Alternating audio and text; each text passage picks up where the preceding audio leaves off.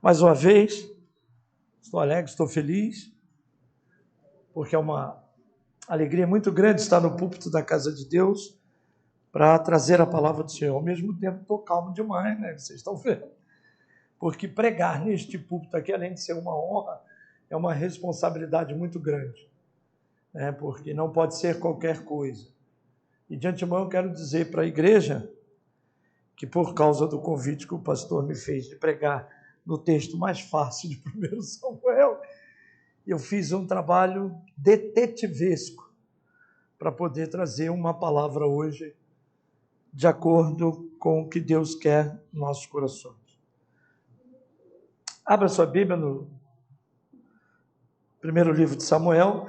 Antes eu quero dizer também que eu não vou ler na NVI, porque como marido e esposa são uma só carne, eu tenho uma NVI que a igreja me deu por conta do meu aniversário, mas a minha esposa, que é uma só carne, se apropriou dela, então está lá, está comigo também.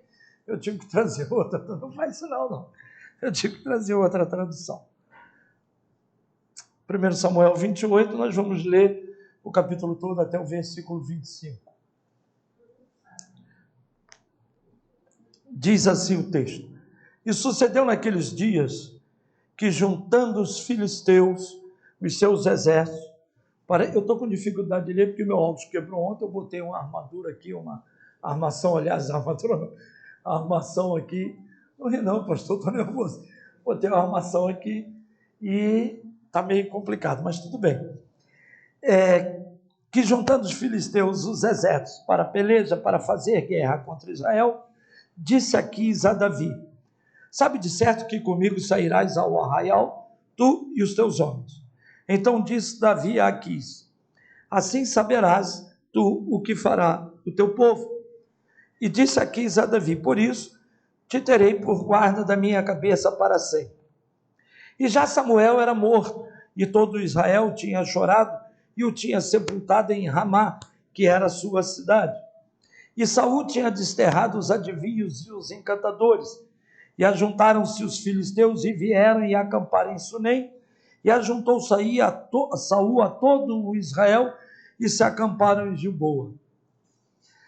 E vendo Saul o arraial dos filisteus, temeu e estremeceu muito o seu coração. E perguntou Saul ao Senhor. Porém, o Senhor não lhe respondeu, nem por sonhos, nem por Urim, nem por profetas.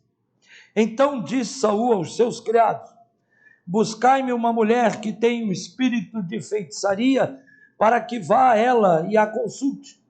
E os seus criados lhe disseram: Eis que em Endor há uma mulher que tem o espírito de adivinhar.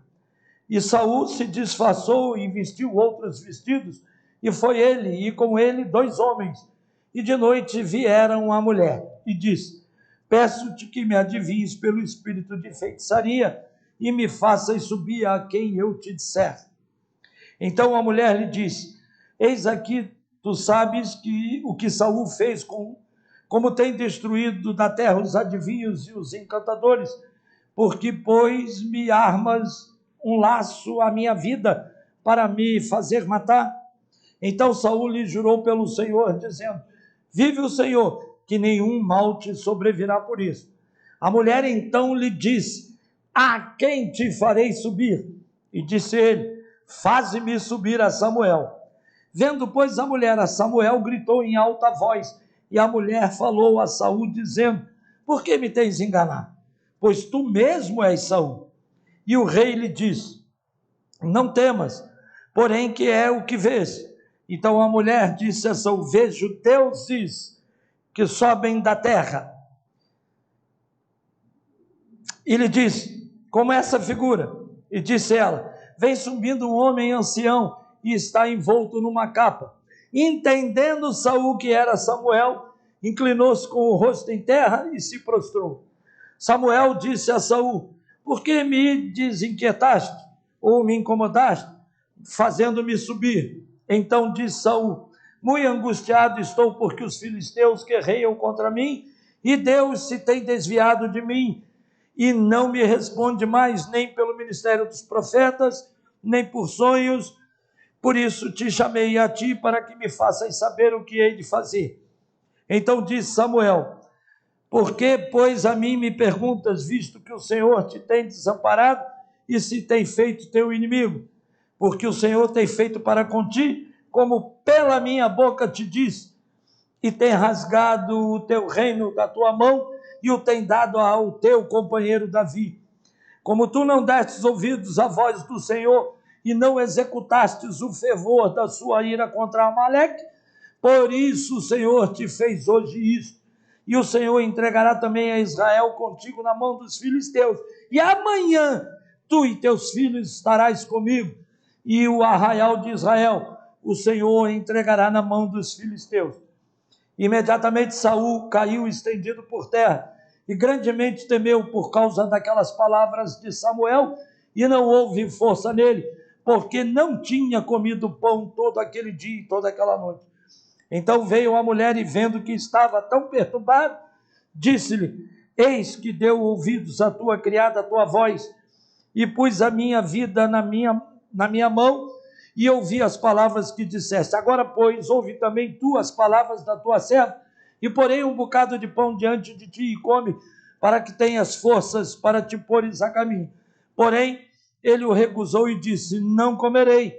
Porém, os seus criados e a mulher o constrangeram, e deu ouvidos à sua voz, e levantou-se do chão e se assentou sobre a cama.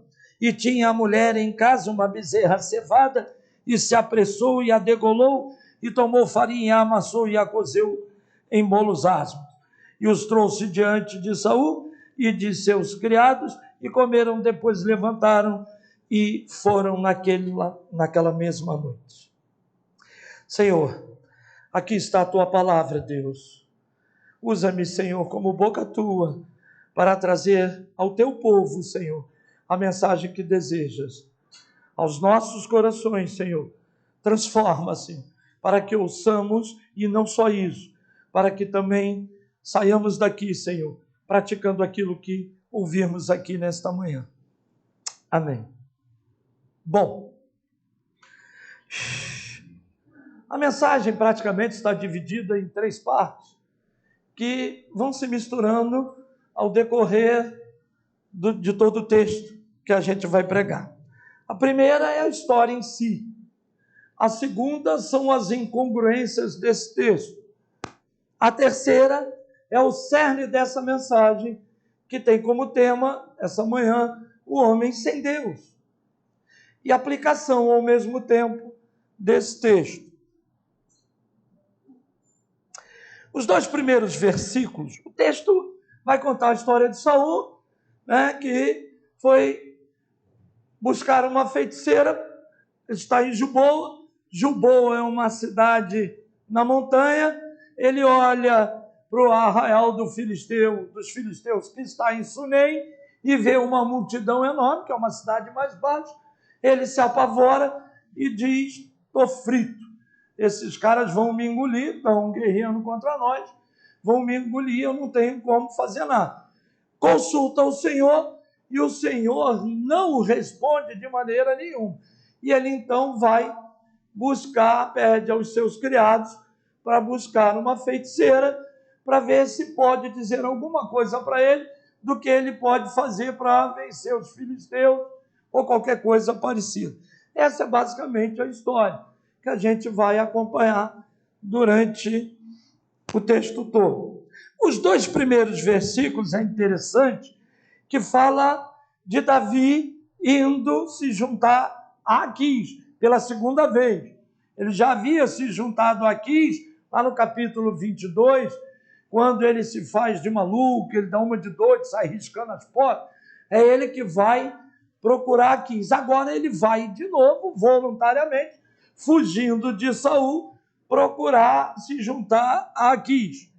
E é interessante que há vamos dizer assim para mim, um paradoxo, porque Aquis diz assim: olha, eu vou te botar responsável pela minha cabeça pro resto da vida. Só que é um cara que cortou a cabeça de um filisteu. Fica uma coisa meio... Como é que o cara pega alguém para botar a segurança particular dele tomando conta da cabeça dele, ele, filisteu, porque Aquis é filisteu, um cara que acabou de cortar a cabeça de um filisteu, do guerreiro filisteu. Tudo bem. No versículo 3, Samuel estava morto. E aqui a gente vai começar a fazer o trabalho detetivesco, porque o livro é 1 Samuel. Quem escreveu este livro de Samuel? Samuel. Não foi Samuel que escreveu o livro todo. E aí é que está. No capítulo 8 de 1 Samuel, Samuel é tido, capítulo 8, versículo 1, Samuel já é tido como velho. Está lá. Depois, lá na frente, no capítulo 25, Samuel é dado como morto, já está dito que Samuel já morreu. Mas como é que o texto aqui agora faz parte do livro de Samuel? Por que esse texto está aqui?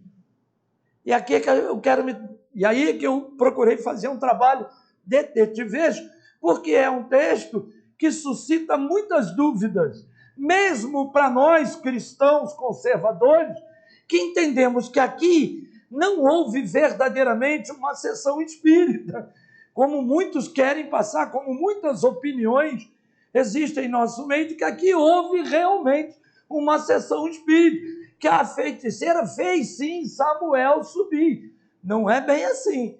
E é por isso que teve necessidade de eu fazer um trabalho mais arqueológico, né? De pesquisar, pegar o pincelzinho, tirar a poeira da peça para a gente começar a enxergar verdadeiramente o que está por trás de tudo isso.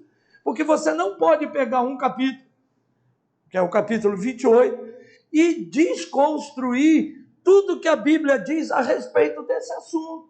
A Bíblia passa 50 passagens, eu marquei todas elas, direta e indiretamente, falando contra consulta aos mortos, contra feitiçaria, contra necromante, 50 passagens. Você agora não pode pegar um texto e desfazer todas essas 50 contra essas 50 com um texto apenas. Tem alguma coisa, então, acontecendo aqui que Deus quer nos mostrar. E aí é que está a questão. Por que esse texto está aqui? Então, vamos lá. Se Samuel já havia morrido, presta bem atenção. E esse texto está aqui, quem escreveu esse texto? E aí os grandes estudiosos, todos os grandes estudiosos, dizem que foi um dos dois, ou Natã ou Gade.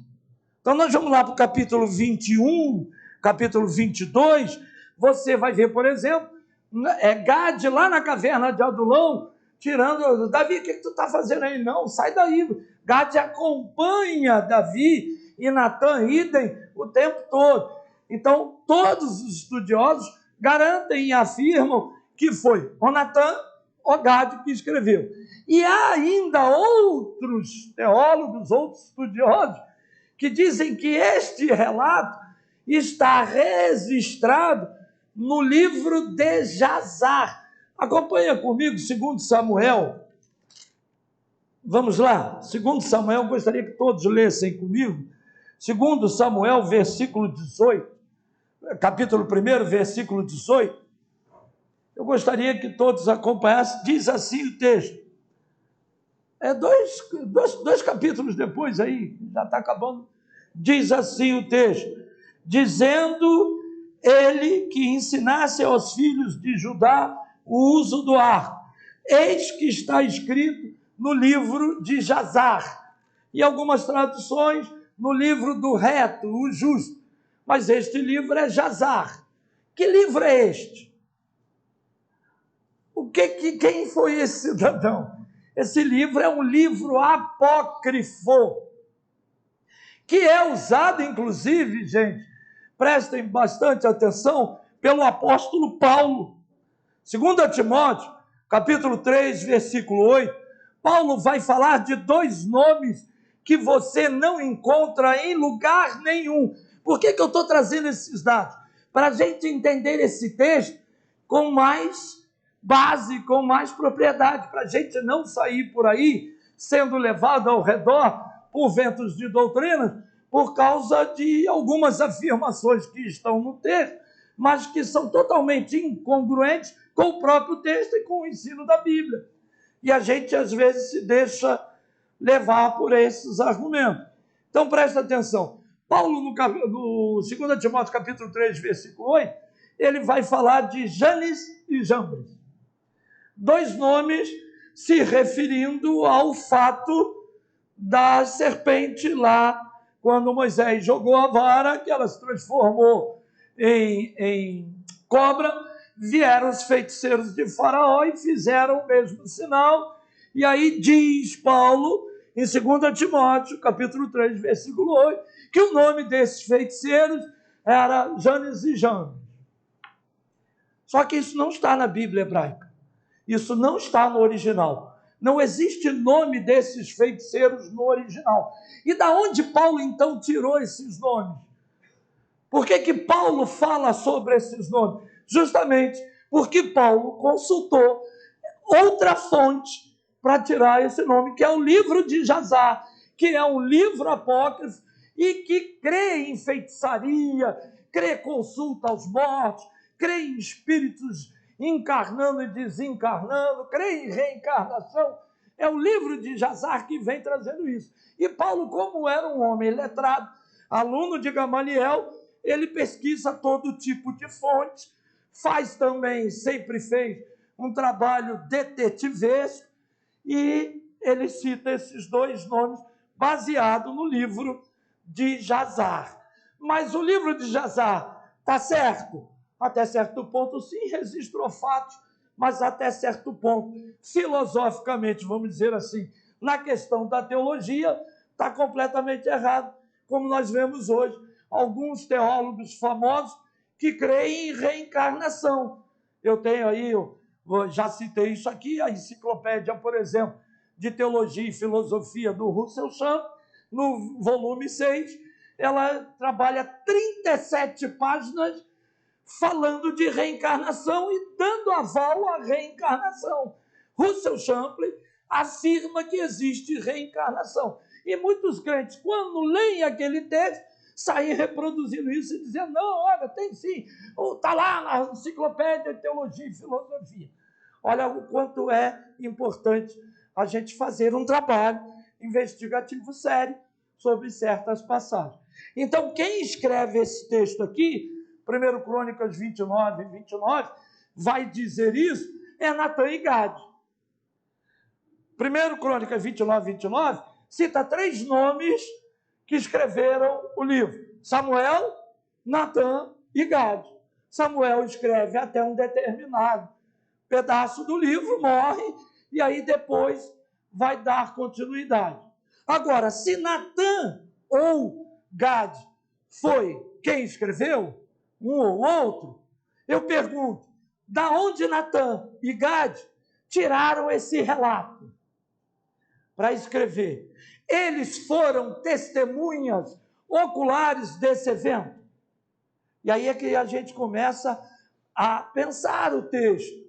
Se eles foram, eles como servos de Deus, sabendo que Deus proibia a consulta à morte, Saul já tinha desterrado todos os feiticeiros, adivinhos, necromantes de Israel, de Judá. E aí eles vão, junto com Saul, consultar a feiticeira? Não. Lê comigo o versículo 7 do capítulo 28. Então disse Saul aos seus criados. E aí quem são esses criados? E aí é que nós vamos, nesse trabalho detetivesco, enxergando coisas, desencavando coisas que aparentemente a gente não enxerga no texto, se a gente ficar nu e cruamente na letra fria do capítulo 28. Então vamos lá. Que servos são esses? E aí eu quero me reportar de novo ao capítulo 21, versículo 7, e capítulo 22, versículo 18, para um servo de Saul que é destaque. Destaque nesse evento, que é Doeg. Doeg, no capítulo 21, é chamado o Edomita. Ele é de Edom. Ele não é de Israel nem de Judá. Ele é de Edom. Presta bem atenção. Pastor Alain, senta ali perto da janela. Ele é de Edom. Prestem bastante atenção. É ele que vai matar os 85 sacerdotes da cidade de Nob. Saul manda a sua guarda pessoal, que é formado de pessoas de Israel, de povo de Deus, dos homens de Deus. Saul vira para os soldados e diz: matem todos os sacerdotes. Os soldados viram para ele e dizem: não, nós não vamos matar, não. Sabe por quê? Porque eles são sacerdotes de Deus. Como é que nós vamos fazer isso? Saul vira para Doeg, que não é povo de Deus, que é um homem sem Deus, como Saul, e por isso Saul tem ele perto dele. Ele é o chefe dos pastores de Saul. Doeg é o chefe dos pastores de Saul. Saul vira para ele como homem de confiança dele, diz: então mata. E Doeg mata todos os 85 sacerdotes e toda a família desses 85 sacerdotes. É este homem que acompanha Saul. É este homem que provavelmente, embora o texto não diga, eu não posso fazer aqui conjectura e ilação de que não foi ele, mas provavelmente é este homem que acompanha, junto com outro que também é estrangeiro, acompanha Saul para a feiticeira. E o relato que chega a Agag ou a Natã é feito por ele, e não por eles dois, por um ou por outro, ou pelos dois, pelo Doeg e pelo outro. E não propriamente dito, Natã e Gad estiveram lá. E por isso talvez o texto tenha uma aparência de seriedade, de verdade. Mas se nós notarmos algumas, eu não vou citar todas, algumas incongruências nesse texto. Primeiro, as 50 referências bíblicas contra a consulta aos mortos. Se Deus não é homem para que minta, nem filho do homem para que se arrependa, Deus, depois de ter dado uma ordem, não pode ter se arrependido de ter dado essa ordem. Segundo, Deus tinha dito no capítulo 15 de 1 Samuel, que já tinha rasgado o reino de Saul.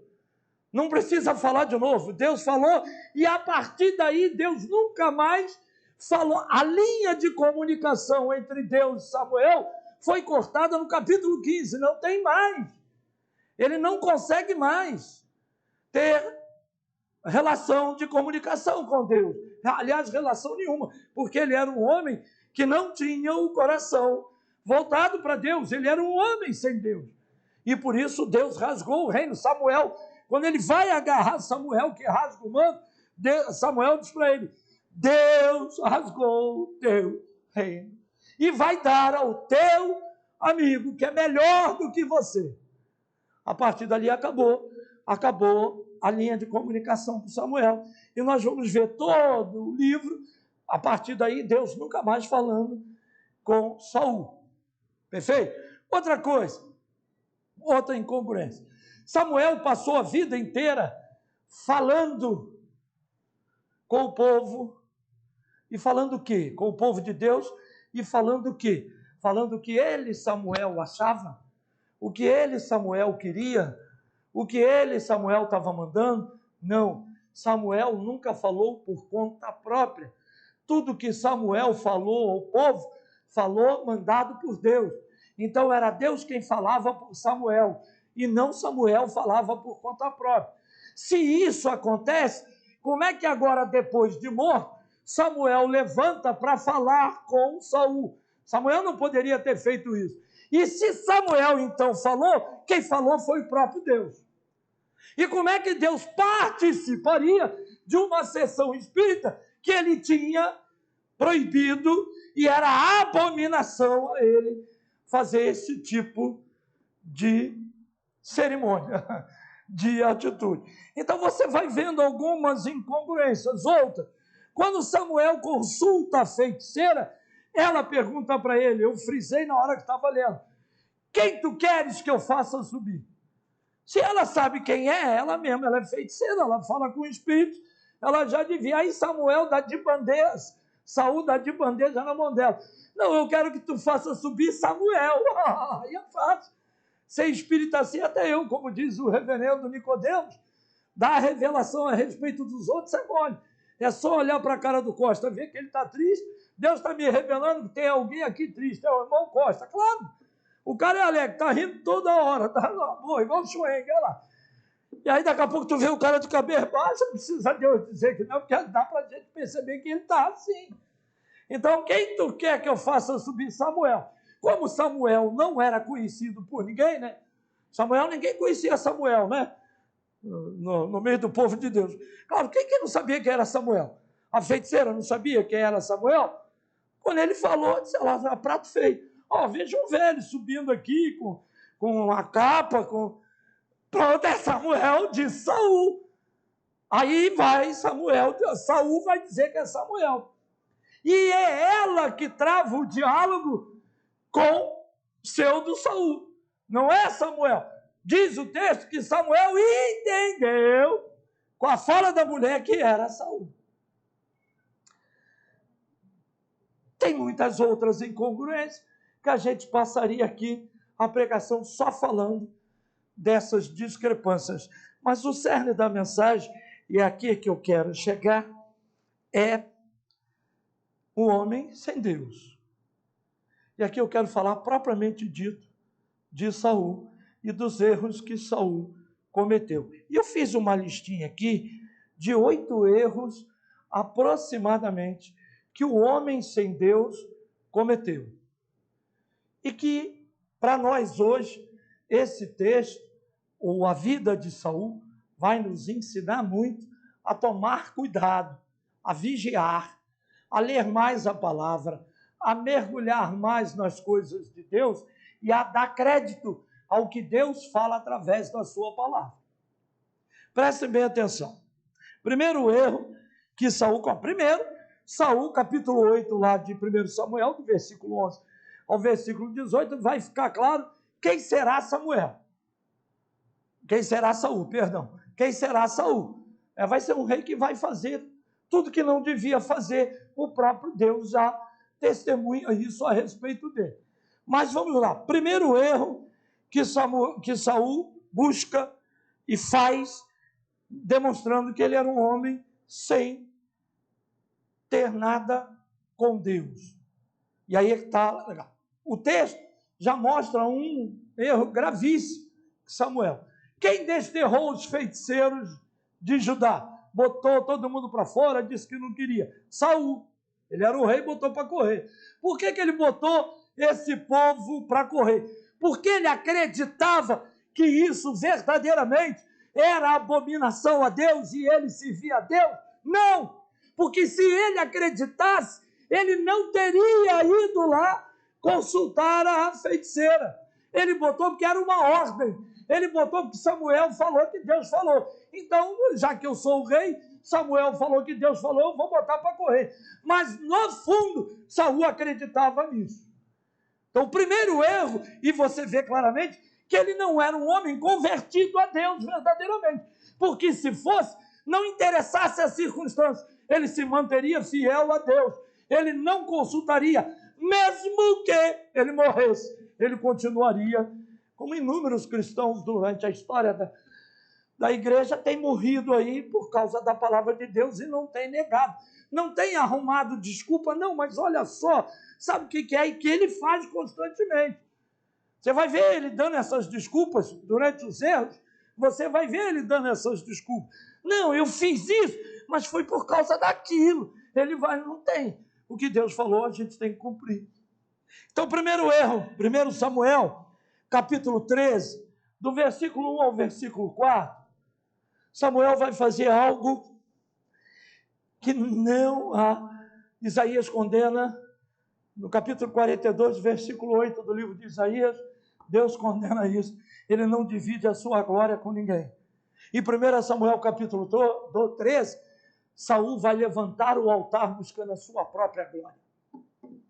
Aliás, Jonatas mata mil filisteus. Quem matou? Jonathan. E ele? Saul. Ele estava em outra cidade. Mas o que ele faz? Ele apregoa para todo mundo que foi ele que matou, buscando glória para si, quando na verdade foi o filho dele. Então, o primeiro erro dele é pensar em si e buscar a sua própria glória. Ei, presta atenção nisso aqui, igreja. Vamos fazer uma aplicação juntos para chegar na mensagem, a gente. Presta atenção, não se trata de mim nem de você. Se trata do reino, se trata da glória de Deus. Romanos 11:36 diz isso, por ele, para ele, por meio dele, são todas as coisas. Paulo vai dizer, quer comais, quer bebais, ou façais outra coisa qualquer, fazei tudo para a glória de Deus. Então não se trata do pastor Costa, não se trata do pastor Miguel, não se trata de ninguém, se trata do reino. Então tudo que nós fizermos, a glória é de Deus. Tem que ser para ele, é a glória de Deus que tem que ser buscada. E a primeira coisa que Saul faz é buscar a sua própria glória. Quando Jonathan matou lá, não foi Jonathan que matou 1000 filisteus, foi Deus, usando Jonathan como ferramenta. Se não fosse ele, se não fosse Deus, Jonathan não conseguiria. A gente precisa entender isso. Não foi meu trabalho, minha capacidade, minha inteligência, minha força. Ei, se Deus não me der nada disso, nada eu sou. Paulo vai dizer, sou o que sou pela graça de Deus. É Ele que me dá todas essas coisas. E parece que a igreja perdeu isso.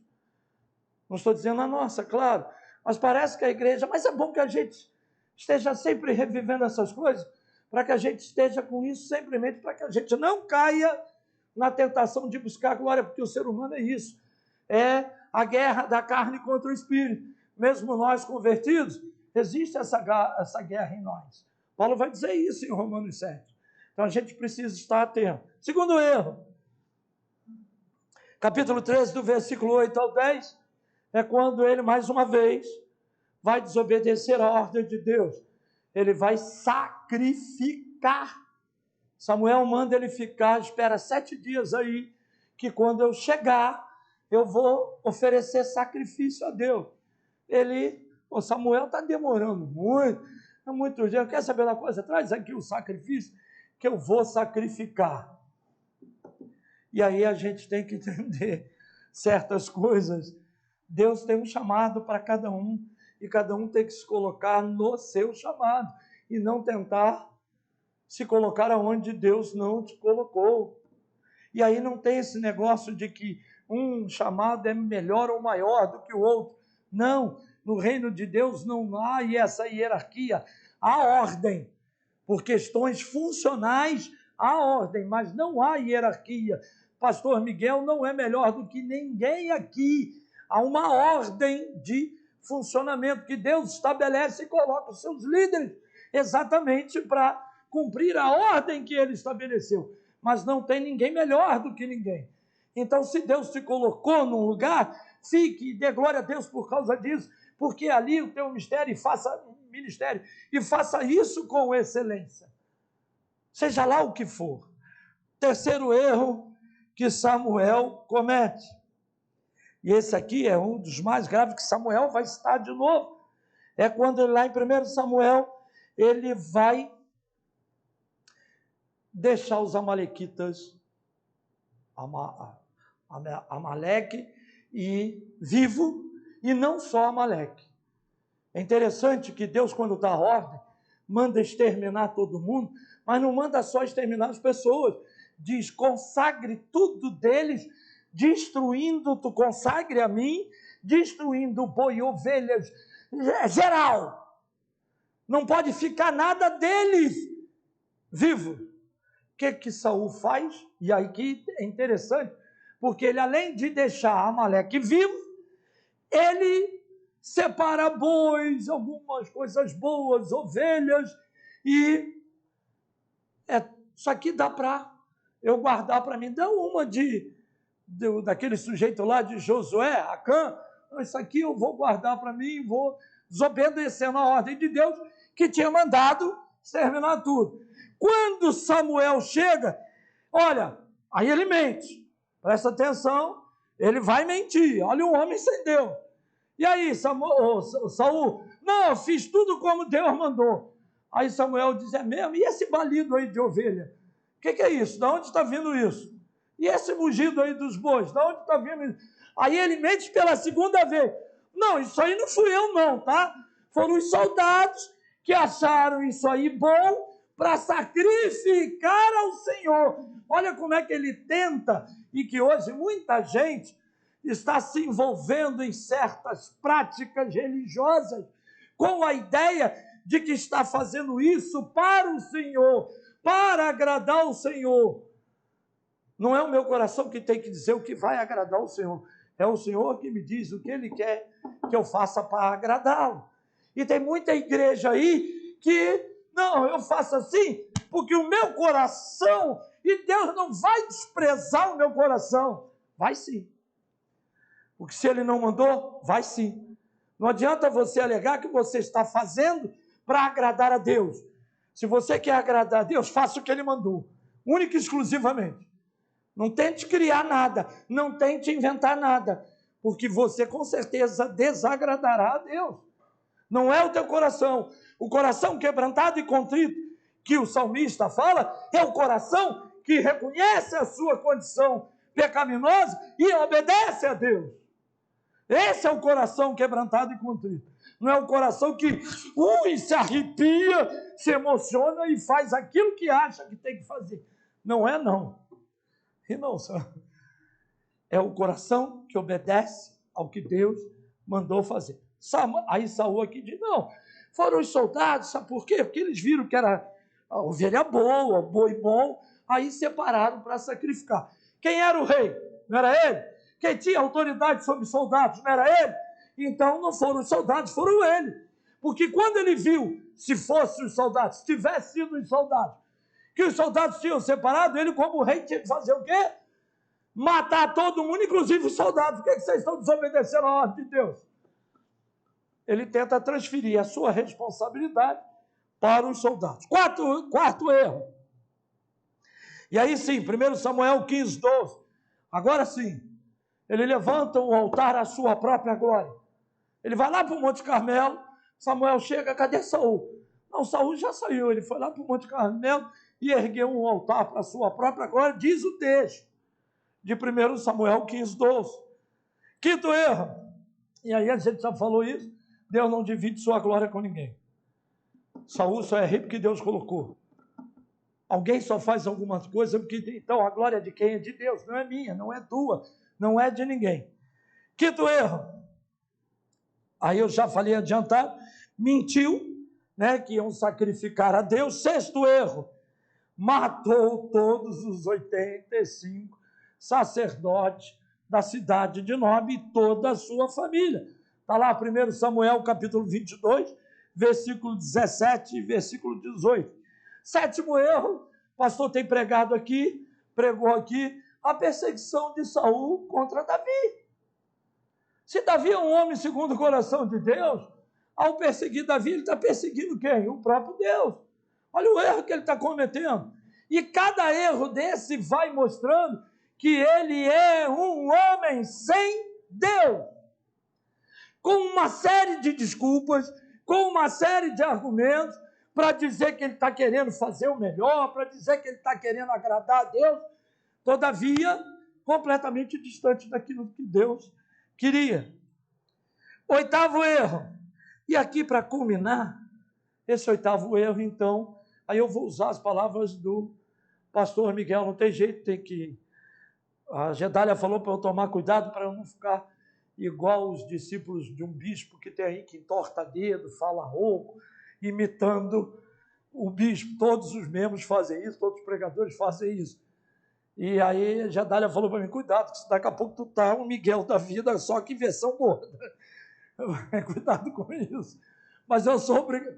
Cai, não ri não. Eu sou obrigado a usar as palavras do nosso pastor. Até na hora da morte desse cara, esse cara demonstra que é um homem sem Deus. Ao invés dele se arrepender, dele entender que todo o plano de Deus foi contra ele, porque ele desobedeceu a Deus, que ele não deu ouvidos à palavra de Deus que Samuel transmitia a ele, que ele não deu ouvidos à palavra de Deus, que era a lei. Até na hora da morte ele continua errando. Ele errou até o último momento da vida dele, porque ele se mata. Quando ele vê que não tem saída, ele chama o servo e diz, me mata. O servo, por ele ser um ungido, não quis matá-lo. Ele diz, então tá. Ele mesmo se mata, se joga contra a espada. Esse é o homem sem Deus. Pastor, o que isso tem a ver conosco hoje? Agora vem a aplicação que nós precisamos deixar claro. E talvez seja a aplicação a parte mais dura da mensagem. Para nós, para mim, para todos nós. Prestem bem atenção. Eu vou contar uma história aqui de um pesquisador jornalístico dos Estados Unidos que comprou, ele era colecionador de obras de arte caríssimas. E ele comprava tudo que aparecia, e um dia saiu uma manchete no jornal de que havia uma obra muito famosa que estava perdida, que ninguém sabia onde estava, uma obra de arte. E ele pega um de seus funcionários e diz, saiam no mundo aí, caça essa obra que eu quero comprar, porque eu sou o cara que coleciona todas as obras e quero ter todas as obras. Isso é fato, tá? Isso não é história, é um fato que é contado, fato verdadeiro. E esse secretário dele saiu, procurou, e de alguns meses depois o cara volta e disse, é verdade. Realmente existia uma obra muito famosa que foi, esqueci o nome do cara agora, que é americano, fica difícil falar. Aí o cara vira para ele e diz, olha, o secretário vira para ele e diz, realmente tem uma obra e tal, tá, existe sim. Tá, e onde é que está essa obra? Está dentro do teu armazém. Isso é uma situação análoga para os crentes, para o número de crentes, de cristãos, no meio da cristandade hoje e já há algum tempo, que tem procurado buscar algo que já possuem, que tem. E como fazem isso? E aí é que está. A semelhança de Saul, buscando sempre algo além da palavra de Deus, buscando experiências místicas fora daquilo que ele mesmo já ganhou de Deus, a sua salvação, o Espírito Santo e a palavra de Deus para nos guiar. Porque a própria Bíblia diz que ela é útil para instruir, corrigir, encostar você na parede, redarguir, e para que o homem de Deus seja perfeito e perfeitamente habilitado para toda boa obra. Se alguém que é cristão quer ser perfeito diante de Deus e está preparado para fazer a obra de Deus, só há um meio: mergulhar na palavra de Deus, orar a Deus, pedindo a Deus iluminação do seu Santo Espírito para entender aquilo que Deus já deixou no manual para nossas vidas. Dizemos que ela é a nossa regra de fé e prática, mas estamos sempre buscando experiências místicas, visitando as irmãs Batata. Falou batata, vai acontecer. Por isso eu chamo de irmã Batata. Visitando, por exemplo, em 1978, um guru levou 998 pessoas à morte nos Estados Unidos, chamado Jim Jones. Porque os crentes, olha só, 900 pessoas à morte.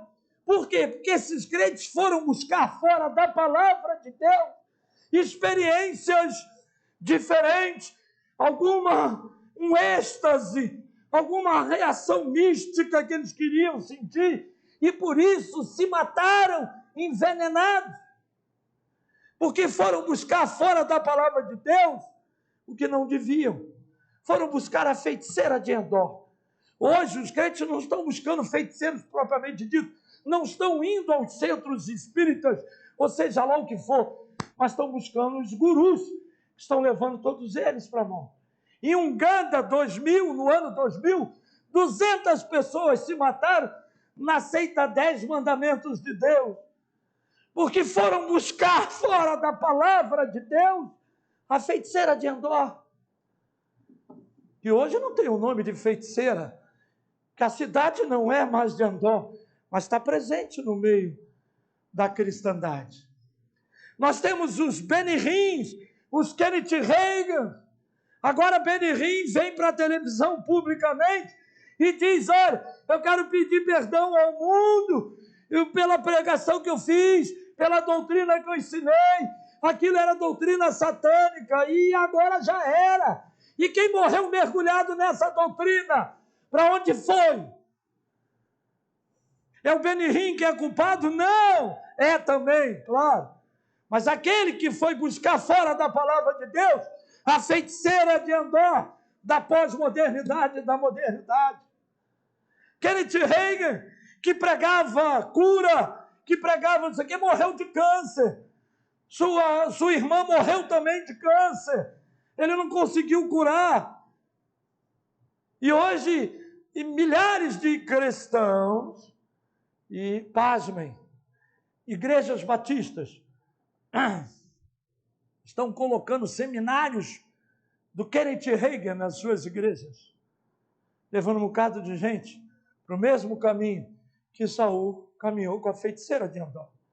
Hoje nós temos aí, e eu vou pedir permissão a ela, não só a mãe como a filha, nós temos aí a nossa filha, a filha de Gedália, que pastor Miguel esteve na casa dela, pastor Miguel visitou, pastor Miguel e irmã Bruna, a menina surtou, saiu nua na rua, por causa de um feiticeiro de Endor, chamado Pablo Marçal, que tem levado multidões a se perderem com ventos de doutrina, ao invés dela buscar a palavra de Deus, aquilo que Deus mandou fazer. Nós não estamos fazendo isso, amém, mas que essa mensagem fique em nós, para que nós estejamos sempre com a antena ligada, nossos ouvidos e olhos abertos, para não seguir o caminho do homem sem Deus. Porque o homem que tem Deus, passa o que passa tudo para a glória de Deus. Ele está no processo, ele sabe o que Deus está fazendo. E que sejamos, igual a Jó. Nu eu nasci, nu eu vou morrer, Deus me deu, Deus pode tirar, e é Ele o meu Deus, porque eu sei em quem eu creio. O meu Redentor vive. Não quero saber do que está acontecendo. Estou com roupa, amém. Estou nu, amém. Ele é meu Deus, Ele é que faz. Ele é que dá, Ele é que tira. Ele diz, eu é que dou a vida, eu é que firo, eu é que saro, eu faço todas essas coisas. O homem de Deus é aquele que crê nisso e não dá ouvidos a nenhum servo doeg da vida, a nenhuma feiticeira, a ninguém. Ele busca na palavra de Deus o que ele precisa para a sua vida, independente da circunstância que ele viver. Que nós possamos, hoje, estar atentos e ajudar pessoas, nós que somos conservadores, que cremos que esse texto aqui verdadeiramente não houve sessão espírita. Tem muita coisa para falar dessas incongruências, mas que a mensagem central fique clara. Saul só buscou a feiticeira porque ele era um homem sem Deus. Só houve esse possível relato porque ele era um homem sem Deus. E agora vem para fechar. Por que esse relato está aqui? Porque Deus colocou justamente para fazer a diferença. Deixou esse texto aqui no cano para mostrar a diferença de quem serve e de quem não serve. A quem você vai dar ouvido? A feiticeira de Endor ou o que Deus falou em toda a sua palavra? Que nós possamos sair daqui dessa manhã com essa reflexão. Eu agradeço a oportunidade, em nome de Jesus.